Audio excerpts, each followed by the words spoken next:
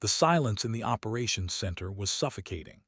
General Marcus Blackwood stared at the tactical display, his weathered face illuminated by the crimson glow of static radar screens. 43 minutes had passed since the last transmission from Bravo Flight. 43 minutes of nothing but electromagnetic whispers and the hollow echo of unanswered radio calls. "Still no contact, sir," reported Lieutenant Colonel Hayes, his voice cutting through the tension like a blade through silk. The operations center, normally alive with the controlled chaos of coordinated warfare, had fallen into an eerie stillness.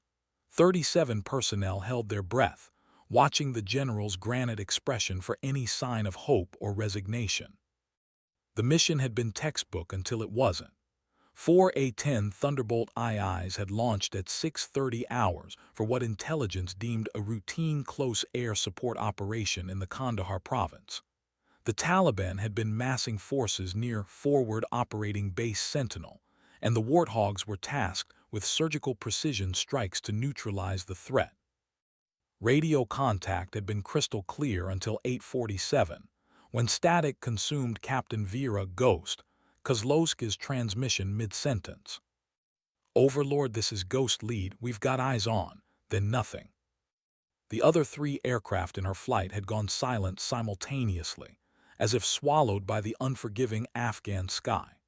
Search and rescue protocols had been initiated immediately, but the mountainous terrain and deteriorating weather conditions made aerial reconnaissance nearly impossible. Satellite imagery showed nothing but empty valleys and snow-capped peaks stretching endlessly toward the Pakistani border.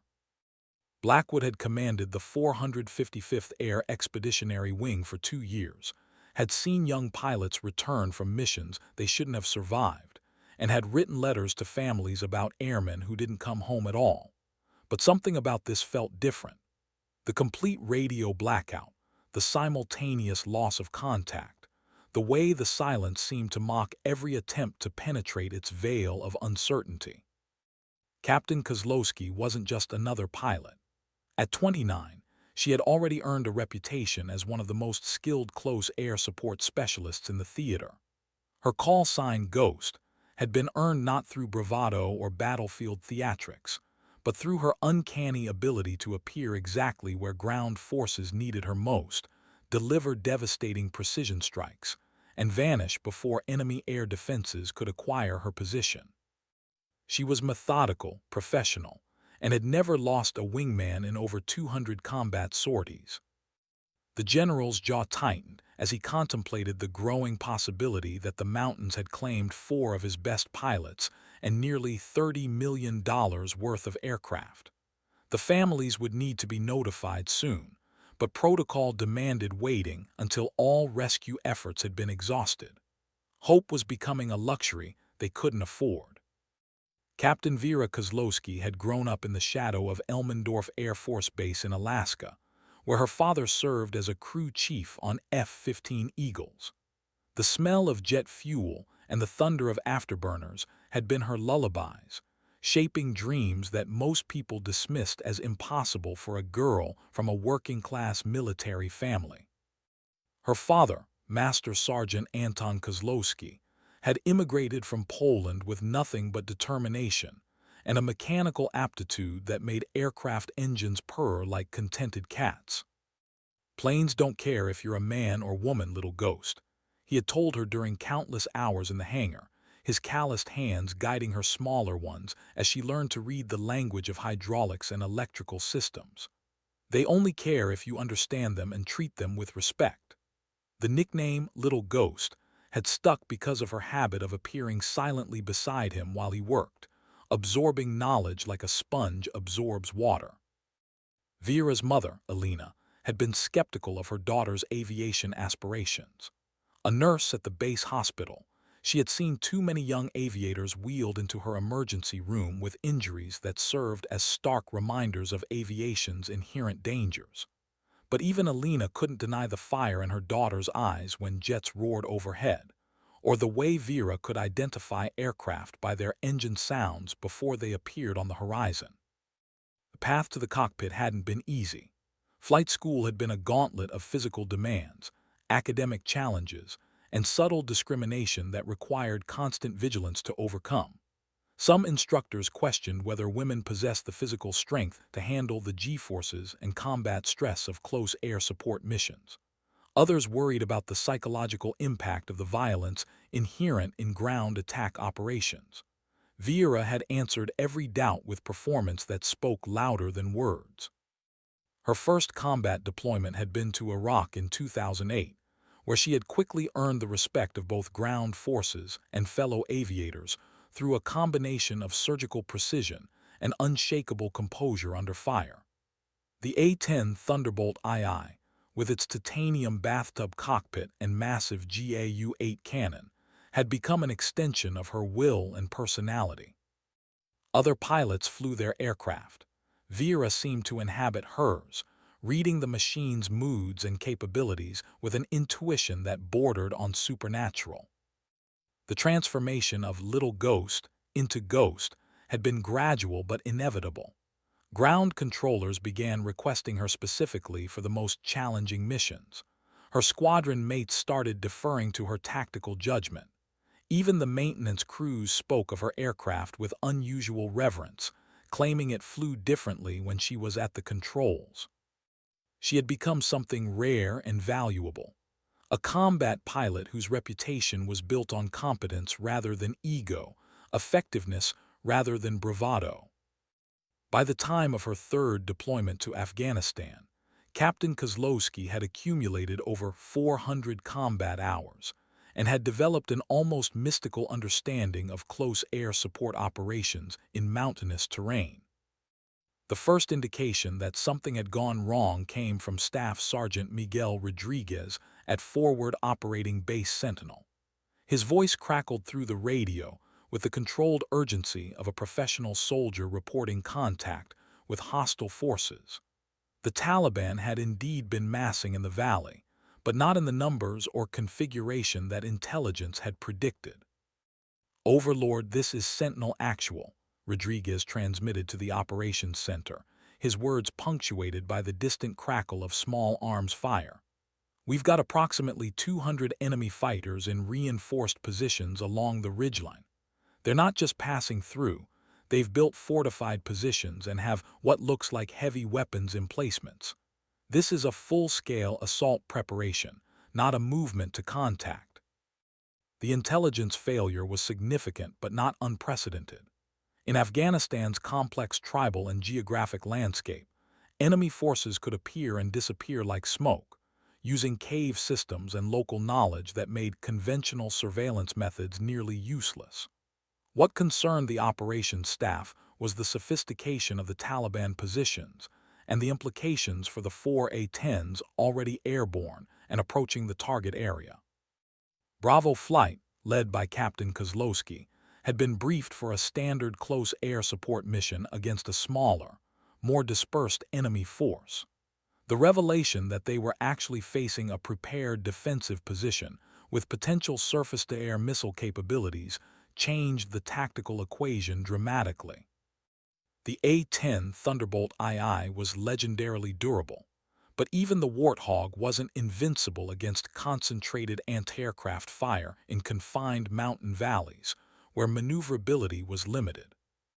"Ghost Lead, this is Overlord," the operations center transmitted to Kozlowski's flight. "Updated intelligence indicates significantly larger enemy presence in your target area. Assess threats and advise if mission parameters need adjustment." The transmission was professional and calm, but everyone in the operations center understood the implications. 4 aircraft and 4 pilots were flying into a potentially deadly trap based on faulty intelligence. Kozlowski's response was characteristically measured and professional. "Overlord, Ghost Lead copies updated intel. We're approximately 15 minutes from initial target area. We'll conduct reconnaissance pass and assess threat levels before committing to attack runs." Her voice carried the confidence of experience, but there was also an underlying tension that suggested she understood the gravity of the situation. The other members of Bravo Flight, Captains James Ranger Thompson, Maria Phoenix de Lacroix, and First Lieutenant Brandon Rookie Patterson, maintained radio discipline, but their aircraft formations subtly tightened as they processed the new information. In the unforgiving calculus of close air support, intelligence failures could transform routine missions into desperate survival scenarios within minutes. The mountains ahead stretched endlessly toward the horizon, their snow-covered peaks concealing valleys where American ground forces waited for air support and enemy fighters prepared their weapons. The stage was set for a confrontation that would test every lesson these pilots had learned about combat, survival, and the thin line between success and catastrophe in modern warfare. The first visual contact with the target area revealed a tactical nightmare that made the intelligence updates seem optimistic by comparison. Captain Kozlowski led her flight through a standard reconnaissance pattern, maintaining altitude and standoff distance, while the aircraft's targeting systems painted electronic pictures of the valley below. What they discovered was a masterpiece of defensive preparation that had taken weeks or possibly months to construct. "Jesus Christ," whispered Captain Thompson over the radio before catching himself and switching to proper military communication protocols. "Ghost lead. Ranger 2 has multiple fortified positions visible along the ridgeline, approximately 800 meters elevation above the valley floor. Count at least 15 heavy weapons positions and what appears to be camouflaged vehicle emplacements." Captain Delacroix's voice joined the tactical assessment with clinical precision that belied the danger they were observing. "Phoenix 3 confirms Ranger 2's assessment. I'm seeing prepared fighting positions extending for approximately 2 kilometers along the ridgeline, with interconnecting trenches and what looks like ammunition storage areas. These positions are oriented toward the base, suggesting coordinated assault preparations." First Lieutenant Patterson, the youngest and least experienced member of the flight, maintained professional composure despite the obvious surprise at finding such extensive enemy preparations. Rookie 4 observes multiple personnel movement between positions, estimates strength at battalion level or higher, requests permission to conduct detailed reconnaissance before engaging. The tactical picture emerging from their observations was sobering. The Taliban forces weren't simply passing through the area or conducting harassment operations against forward operating base Sentinel. They had constructed an elaborate network of defensive positions that suggested either a major offensive operation or the establishment of a permanent stronghold within striking distance of American forces. Either scenario required immediate and decisive airstrikes, but the sophistication of the enemy positions also suggested they had prepared countermeasures against air attack. Kozlowski processed the tactical information with the methodical approach that had kept her alive through 3 combat deployments. The enemy positions were extensive and well prepared, but they also represented a target-rich environment where precision strikes could achieve significant tactical advantage. The question was whether 4 A-10s could effectively engage such a large and dispersed enemy force without suffering unacceptable casualties. "Overlord, Ghost Lead," she transmitted to the operations center. "We have visual confirmation of extensive enemy fortifications in the target area. Estimate enemy strength at 200+ personnel in prepared positions. Recommend coordinating with Sentinel Actual for integrated air-ground assault before commencing attack runs." Her words carried the weight of tactical expertise earned through years of combat experience, but also reflected the burden of command decisions that could mean life or death for her wingmen. The response from the operations center came quickly, reflecting the urgency of the tactical situation and the limited time available for extensive planning and coordination. General Blackwood's voice cut through the radio static with the authority of command experience and the weight of strategic necessity. The situation at forward operating base Sentinel had deteriorated rapidly, and the window for effective air intervention was closing with each passing minute. Intelligence reports indicated that the Taliban assault on the base would likely commence within hours, possibly before additional air assets could be repositioned to support the besieged American forces. Ghost Lead, this is Overlord Actual, Blackwood transmitted directly to Kozlowski, his decision reflecting both the gravity of the situation and his confidence in her tactical judgment. Sentinel reports enemy movement suggesting imminent assault. You are cleared to engage targets of opportunity, but maintain situational awareness and preserve your aircraft for sustained operations. Ground forces are counting on your support. The general's words carried implications that every pilot in Bravo flight understood immediately.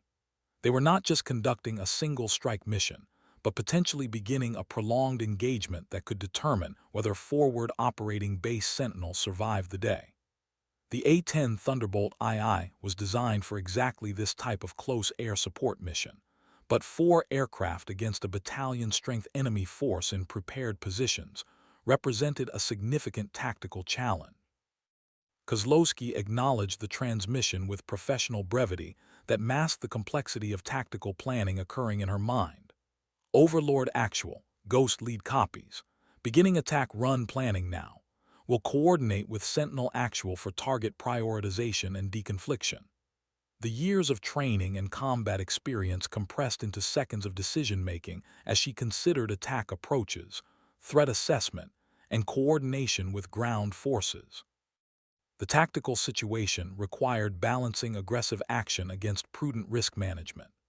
The A-10's legendary durability and firepower made it ideal for close air support operations, but even the Warthog had limitations when facing concentrated anti-aircraft fire in confined terrain.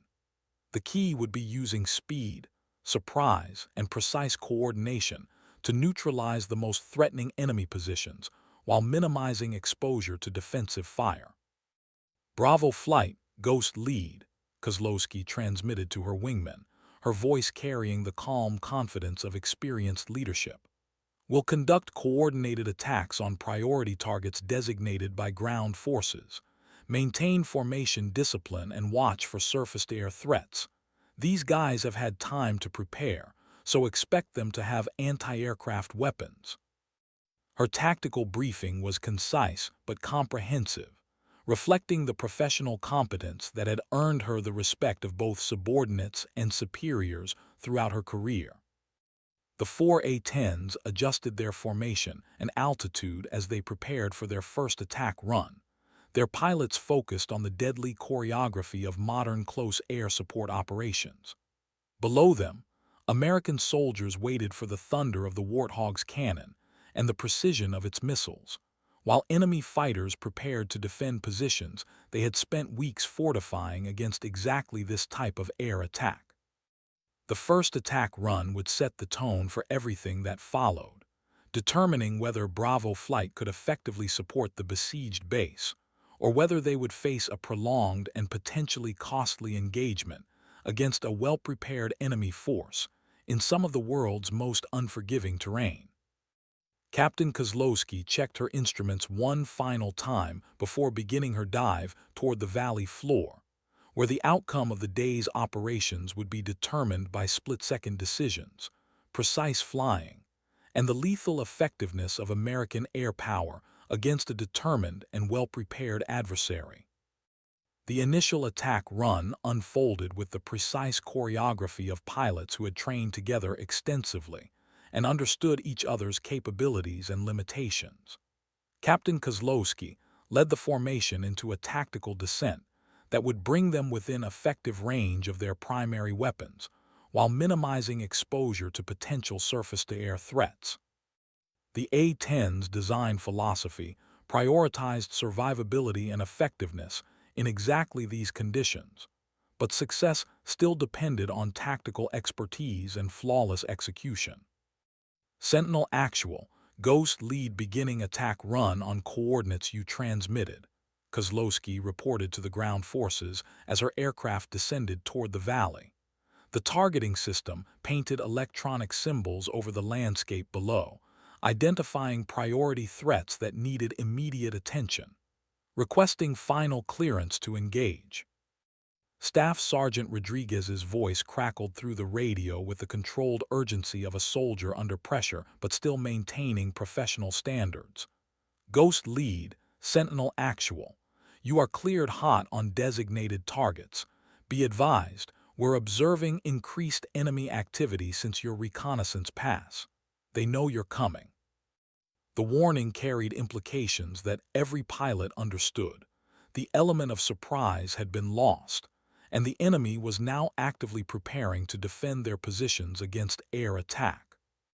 The first indication of enemy anti-aircraft capability came as a series of green tracers arced skyward from positions along the ridgeline, creating deadly streams of light that reached toward the approaching aircraft like luminous fingers of death. The Taliban fighters had indeed prepared for air attack, and their defensive measures included weapons systems capable of engaging aircraft at the altitudes and ranges typical of A-10 operations. Taking fire, transmitted Captain Thompson as his aircraft maneuvered aggressively to avoid the streams of anti-aircraft tracers. Multiple AAA positions along the ridgeline, heavier than expected. His aircraft's engines roared as he pushed the throttles forward, trading altitude for speed in the eternal dance of survival that characterized close air support operations in contested airspace. Captain Delacroix's Phoenix 3 banked sharply left as more anti-aircraft fire erupted from concealed positions throughout the valley. Ghost Lead, Phoenix 3 observes coordinated defensive fire from at least 6 positions. These guys are organized and well-equipped. Her tactical assessment reflected the growing realization that intelligence had significantly underestimated both the size and sophistication of the enemy force. First Lieutenant Patterson's voice joined the tactical communications net with the controlled tension of a young pilot experiencing his first encounter with significant anti-aircraft resistance. Rookie 4 has multiple missile launches, appears to be shoulder-fired SAMs from positions near the valley floor. The surface-to-air missiles were visible as small contrails climbing rapidly toward the A-10s, their heat-seeking guidance systems searching for the thermal signatures of aircraft engines. The tactical situation had evolved from a routine close air support mission to a complex engagement against a well-prepared enemy force with significant anti-aircraft capabilities. Captain Kozlowski processed the information from her wingmen, while simultaneously maneuvering her aircraft to avoid defensive fire and position herself for effective attack runs against priority targets. The years of training and combat experience compressed into seconds of tactical decision-making that would determine the outcome of the engagement.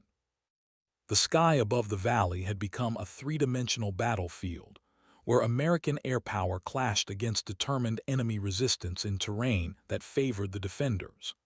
The outcome would depend on tactical skill, aircraft performance, and the ability of 4 pilots to coordinate their attacks effectively, while surviving concentrated defensive fire from an enemy that had spent weeks preparing for exactly this confrontation.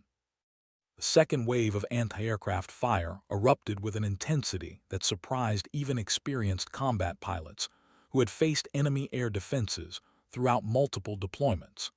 The Taliban fighters had clearly studied American close air support tactics and had positioned their weapons to create overlapping fields of fire that would force attacking aircraft into increasingly dangerous flight profiles. Captain Kozlowski recognized the tactical sophistication immediately and adjusted her approach accordingly. Bravo Flight, Ghost Lead. Break formation and attack from multiple vectors. They've set up a coordinated defense, so we need to split their attention and avoid predictable attack patterns.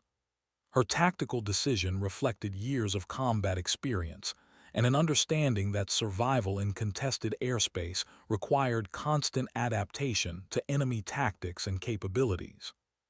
The 4 A-10s separated into individual attack profiles, each pilot selecting approach angles and altitudes designed to minimize exposure to defensive fire while maintaining effectiveness against ground targets. The Thunderbolt II's design provided significant protection against small arms and light anti-aircraft weapons, but the volume of defensive fire suggested that the enemy possessed weapons capable of threatening even the durable Warthog. Captain Thompson's aircraft rolled into a steep dive toward a heavy weapons position that had been directing fire at forward operating base Sentinel. His GAU-8 cannon erupted in a brief, devastating burst that sent depleted uranium rounds into the enemy position at a rate of nearly 4,000 rounds per minute. The 13 cannon shells impacted with the precision and lethality that made the A-10 legendary among ground forces, but his attack run also exposed him to concentrated fire from multiple defensive positions. Ranger 2 taking heavy fire, Thompson reported as his aircraft pulled out of the dive, green tracers streaming past his cockpit in deadly profusion. Good hits on primary target, but they've got more AAA than we expected. His aircraft climbed rapidly as he maneuvered to avoid the continuing streams of defensive fire, the A-10's engines screaming at maximum power. Captain Delacroix attacked from the opposite side of the valley, her missiles streaking toward ammunition storage areas that had been identified during the reconnaissance pass. The AGM-65 Maverick missiles impacted with precision that reflected years of training and combat experience, creating secondary explosions that indicated successful hits on enemy ammunition supplies. However, her attack run also triggered defensive fire from positions that had remained hidden during previous attacks. Phoenix 3 has good hits on secondary targets, she reported while maneuvering aggressively to avoid surface-to-air missiles that were climbing toward her aircraft. Multiple SAM launches from positions near the valley entrance. These guys have been planning this defense for a long time. Her tactical assessment reflected the growing realization that the enemy force possessed capabilities that exceeded intelligence estimates by a significant margin. First Lieutenant Patterson's attack run targeted communications equipment that had been directing the coordinated defensive fire, his precision-guided weapons destroying antennas and equipment that had been carefully camouflaged among the rocky terrain. However, his youth and relative inexperience became apparent as defensive fire forced him into increasingly aggressive maneuvers to avoid being hit by the streams of anti-aircraft tracers. Rookie 4 has hits on communications targets, but I'm taking damage, Patterson reported, his voice tight with the stress of combat but still maintaining professional composure. Left engine is running rough, and I've got multiple warning lights. The A-10's legendary durability was being tested as his aircraft absorbed hits from defensive fire while continuing to fly and fight. The engagement had evolved into a complex aerial battle, where American technological superiority clashed against enemy tactical preparation and numerical advantage in terrain that provided significant defensive benefits. Captain Kozlowski coordinated the continuing attacks while processing tactical information that would determine whether Bravo flight could accomplish their mission or would need to withdraw before suffering unacceptable casualties. The critical moment came as Captain Kozlowski positioned her aircraft for what she intended to be the decisive attack run against the command and control positions that were coordinating the enemy's sophisticated defense. Her tactical assessment indicated that eliminating the leadership and communications infrastructure would significantly degrade the enemy's ability to maintain their coordinated defensive fire, potentially allowing the other A-10s to complete their missions with reduced risk. Ghost lead beginning final attack run on command positions, she transmitted to her wingmen and the operations center. Maintain your current attack patterns and be ready to exploit any reduction in defensive coordination.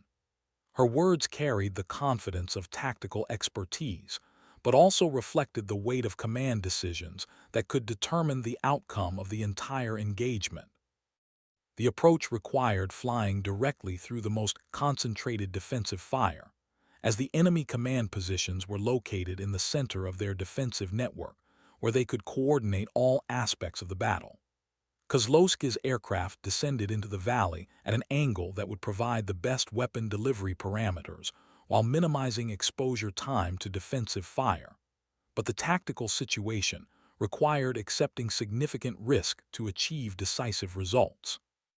The A-10's targeting system locked onto the command bunker that intelligence had identified as the primary coordination point for enemy operations. Multiple weapons systems prepared to deliver coordinated strikes that would eliminate the leadership structure and communications equipment in a single, devastating attack. However, the enemy defensive fire reached unprecedented intensity as every weapon system in the valley focused on the approaching aircraft. Ghost lead taking heavy fire, Kozlowski reported as streams of tracers converged on her aircraft from multiple directions simultaneously. The A-10's titanium armor absorbed multiple hits, but the volume of incoming fire exceeded even the Warthog's legendary survivability margins. Warning lights illuminated throughout the cockpit as various systems registered damage from the concentrated enemy fire. Her weapon's release was perfect despite the defensive fire, with missiles and cannon rounds impacting precisely on target to eliminate the command bunker and its associated communications equipment. Secondary explosions confirmed successful destruction of the primary objectives, and the immediate reduction in coordinated defensive fire indicated that the enemy's command and control capabilities had been significantly degraded. However, the cost of success became apparent as multiple systems failures cascaded throughout her aircraft. Ghost lead has multiple hits, losing hydraulic pressure and electrical systems, she transmitted, her voice maintaining professional composure despite the severity of the situation. Aircraft is controllable but degraded, may need to consider emergency landing options. The words carried implications that every pilot understood. Her aircraft had been damaged beyond the capability for normal operations, and survival now depended on her ability to keep the wounded Warthog flying long enough to reach friendly territory. The tactical victory had been achieved, but at a cost that would test both the A-10's legendary survivability and Captain Kozlowski's skill as a combat pilot. The battle for forward operating base Sentinel had been won, but the most dangerous part of the mission, getting home, was just beginning. The immediate aftermath of the successful attack revealed the true extent of damage to Captain Kozlowski's aircraft, as she struggled to maintain control of the wounded A-10, while her wingmen continued engaging remaining enemy positions in the valley below. Multiple warning systems competed for her attention, their urgent tones creating a symphony of mechanical distress that indicated cascading failures throughout the aircraft's complex systems. Ghost lead, Ranger 2. I can see significant battle damage to your aircraft, Captain Thompson reported after maneuvering his A-10 into formation with Kozlowski's damaged machine. You've got holes in your left wing, and what looks like hydraulic fluid streaming from your landing gear bay. How's your controllability? His professional assessment reflected the concern of a fellow pilot who understood the implications of such visible damage to critical aircraft systems. Kozlowski tested her flight controls systematically, feeling the sluggish response that indicated partial loss of hydraulic systems and possible structural damage to control surfaces. The A-10 was still flying, but the aircraft's handling characteristics had changed significantly, requiring constant attention and adjustment to maintain level flight. Ranger 2, Ghost lead. Aircraft is controllable but requires continuous input, losing hydraulic pressure slowly but steadily. I can maintain flight for now, but that may change quickly. Captain Delacroix had positioned her Phoenix 3 aircraft on Kozlowski's right wing, providing additional visual assessment of the damage while maintaining defensive vigilance against possible surface-to-air missiles from the valley below. Ghost lead, Phoenix 3. I can confirm significant structural damage visible from this angle. Your vertical stabilizer has multiple punctures, and there appears to be damage to your right engine exhaust section. Recommend immediate departure from the area while you still have full control authority. The tactical situation required immediate decision-making that balanced the continuing mission requirements against the necessity of preserving aircraft and pilot. Forward operating base Sentinel was no longer under immediate threat, as the enemy command structure had been eliminated and their coordinated defensive capabilities significantly degraded. However, Captain Kozlowski's aircraft was damaged beyond the capability for extended operations, and every minute of continued flight increased the risk of catastrophic systems failure. First Lieutenant Patterson's Rookie 4 had sustained damage during his attack runs, but his aircraft remained fully operational despite the rough-running left engine and multiple warning lights. Ghost Lead, Rookie 4. My aircraft is damaged but flyable. Request permission to escort you back to base while Ranger 2 and Phoenix 3 complete cleanup operations in the valley. His offer reflected both professional competence and personal loyalty to his flight leader, despite his relative inexperience in combat operations. The operations center had been monitoring the tactical communications and understood the gravity of the situation developing with Kozlowski's aircraft. General Blackwood's voice cut through the radio traffic with the authority of command and genuine concern for one of his most experienced pilots. Ghost Lead, Overlord Actual. What's your assessment of aircraft capability for return flight to base? We can launch search and rescue assets if necessary. Kozlowski evaluated her options while continuing to fly the damaged aircraft, her years of experience providing the knowledge necessary to assess risks and capabilities objectively. The A-10 was legendarily durable, but even the Warthog had limitations when faced with the extensive battle damage her aircraft had sustained. The flight back to base would require crossing mountainous terrain where emergency landing options were extremely limited, but the alternative of abandoning a flyable aircraft was unacceptable unless absolutely necessary. The decision carried implications that extended beyond personal survival to encompass operational security, aircraft preservation, and the morale of pilots who would be watching to see how the Air Force handled one of their own in crisis. Captain Kozlowski's next words would determine whether she attempted the dangerous flight home or accepted rescue in enemy territory with all the associated risks and complications. The flight home began as a test of both aircraft durability and pilot skill, as Captain Kozlowski coaxed her damaged A-10 through the mountainous terrain that separated the target area from Bagram Air Base. Every mile covered represented a small victory against the mechanical failures that threatened to transform her aircraft from a controllable machine into an unguided projectile. The Thunderbolt II's legendary toughness was being tested against battle damage that would have destroyed less robust aircraft, but survival still depended on her ability to manage cascading systems failures while navigating some of the world's most challenging terrain. Ghost Lead, how's your fuel situation? Inquired First Lieutenant Patterson, whose Rookie 4 had taken up escort position alongside the damaged aircraft. His left engine continued running roughly, but his systems remained functional enough to provide navigation assistance and emergency support during the return flight. The young pilot's professional development was being accelerated by circumstances that demanded maturity and competence beyond his years of experience. Kozlowski checked her fuel gauges, noting that battle damage had affected multiple systems including fuel management. Rookie 4, Ghost Lead.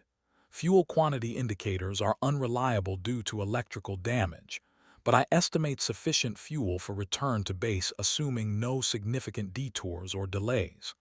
Priority is maintaining current heading and altitude until we clear the mountain passes. Her tactical assessment reflected the delicate balance between optimism and realism that characterized experienced combat pilots facing emergency situations. The damaged aircraft's handling continued to deteriorate as hydraulic pressure dropped steadily despite the backup systems designed to maintain control authority even after primary systems failure. Each control input required increasing effort, and the aircraft's responses became progressively more sluggish and unpredictable. The A-10's designers had anticipated exactly this scenario, but the margin between controlled flight and uncontrolled descent was narrowing with each passing minute. Ghost lead, I'm observing increased hydraulic fluid leakage from your landing gear bay, Patterson reported after repositioning his aircraft to get a better view of the damage. The stream is more pronounced than it was 10 minutes ago, suggesting the leak rate is increasing. How are your flight controls responding? His observation reflected the systematic approach to emergency assessment that military pilots learned through extensive training in aircraft systems and failure modes. The honest answer was that flight controls were becoming increasingly difficult to manage, requiring constant attention and physical effort to maintain stable flight. However, acknowledging the full extent of control difficulties might trigger premature search and rescue procedures or cause unnecessary concern among the operations center staff who were monitoring their progress. Rookie 4, Ghost lead. Controls are heavy but manageable. I can maintain current flight profile for now, but that may change as we approach base. Her response balanced honesty with the operational necessity of maintaining confidence in her ability to complete the mission. The radio crackled with transmission from the operations center as General Blackwood personally monitored the return flight of his damaged aircraft. Ghost lead, Overlord actual. Bagram Tower reports weather is deteriorating with increasing winds and reduced visibility. Do you require priority handling for emergency approach, or can you accept normal traffic patterns? The general's question reflected both concern for pilot safety and awareness that emergency procedures would disrupt normal base operations.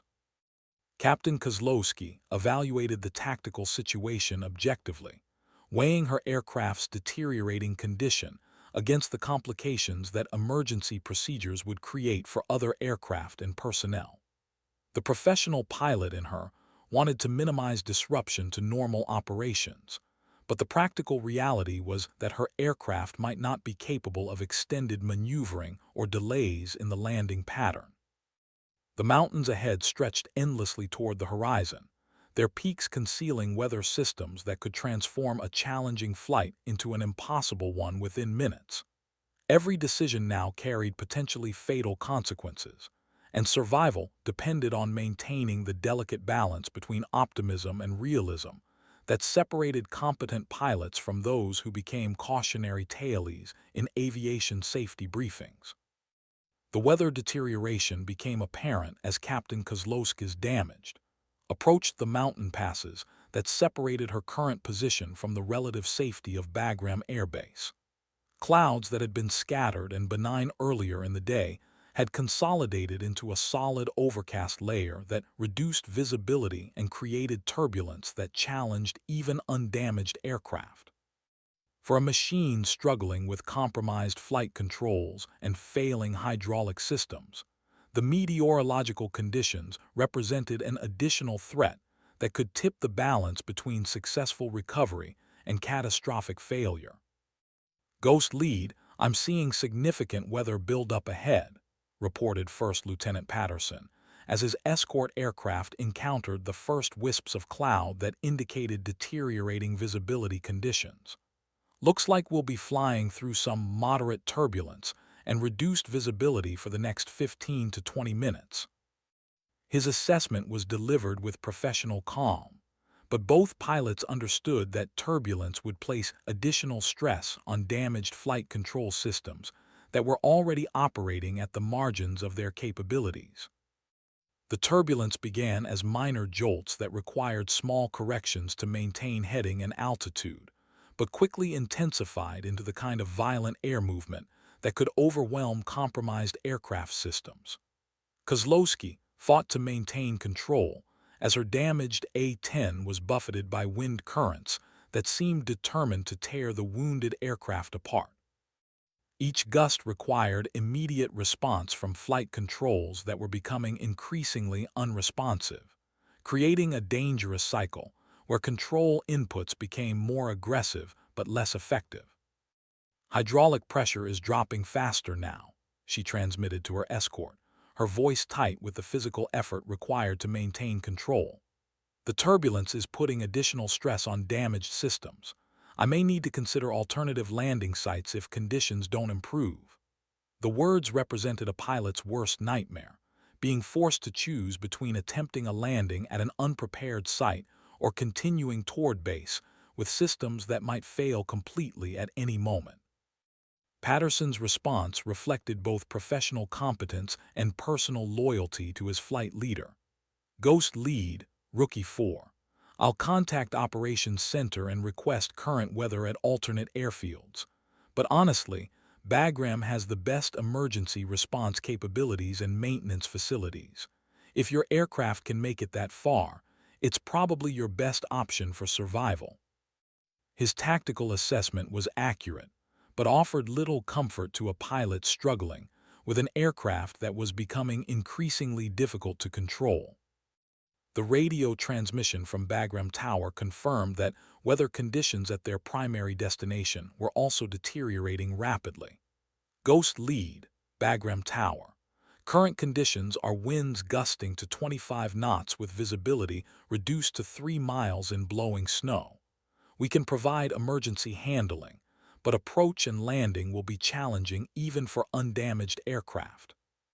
The tower controller's professional tone masked concern for an aircraft attempting an emergency approach in conditions that challenged even routine operations. General Blackwood's voice cut through the tactical communications with command authority and genuine concern for one of his most experienced pilots. Ghost Lead, Overlord Actual. You're authorized to declare emergency and receive priority handling for immediate approach to any suitable airfield. Don't attempt to be heroic. Get that aircraft on the ground safely. His words reflected both the military chain of command and the human concern of a leader responsible for the lives of his personnel. The critical decision point had arrived. Captain Kozlowski could continue toward Bagram Air Base with its superior emergency response capabilities, but deteriorating weather conditions, or she could attempt an emergency landing at a forward airfield with limited facilities, but potentially better weather. Either choice carried significant risks, and the damaged aircraft systems might fail completely before she could implement any decision. The next few minutes would determine whether years of training and combat experience would be sufficient to overcome the combination of mechanical failure and adverse weather conditions that threatened to claim both aircraft and pilot. The emergency declaration transformed the routine chaos of military aviation operations into the precisely choreographed response that represented decades of planning for exactly this type of crisis. At Bagram Air Base, emergency crews began their systematic preparations, while air traffic controllers cleared airspace and established priority handling for the damaged aircraft attempting to return home. The entire base shifted into emergency response mode, with personnel at every level contributing to efforts that cowl.